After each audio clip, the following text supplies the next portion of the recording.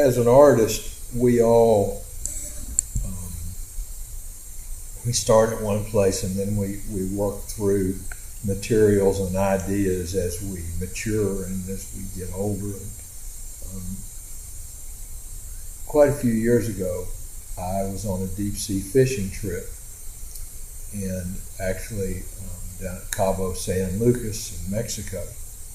And the water's quite clear down there. When you pull up those big fish from down below, you get this glimmer of a flash of light and a flash of color, and as you bring it up closer, you start to get more flashes and more color, and you finally start to see that it's a fish, and the color is just fabulous and shimmers. And so that really intrigued me. That I love to fish, and that whole idea of flashing color kind of coming through water in an abstract way was something that captivated me. And as a sculptor, I've always liked construction versus carving and casting and things that required mold making and a lot of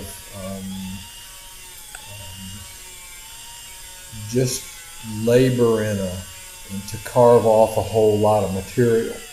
And I liked the little more direct method, the idea that whatever I did on the very first day, if I cut out a shape and then if I welded that shape together, even if I didn't weld it together, if I just cut out a shape, that shape was at the end of the piece too. You'd see that shape there. So I always liked construction because of that. And I started out as an architect, and I just like building things. I'm good at building things. And so because of that, I worked in steel, and I like stainless steel because of the cleanness of it, where regular steel is dirty and rusts. And I like stainless steel, I like bronze, I like aluminum, I like things that are a little bit cleaner materials. Well, when you hit a piece of metal with a grinding wheel, it sets up scratches in that piece of metal.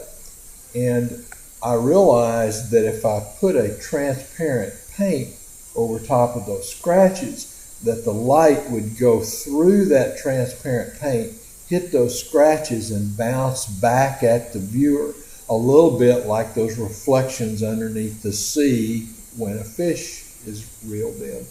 And that really intrigued me, so I decided to try to do some sculptures that had this idea of nature and reflections and the color and water and that type of thing. So that's really kind of what started me with. I don't like green a lot. I don't know why, but I like blue fairly well. I love red because there's a boldness to red. I like green and I like blue. The transparency of cold colors are wonderful because you get a great transparency until it makes that stainless steel just pop right out of there. Where warm colors, reds and yellows and oranges, it's hard to get a transparency. They're more opaque. So I do tend to use some cool colors in some places, but then I dominate it usually with some warm colors. Cool.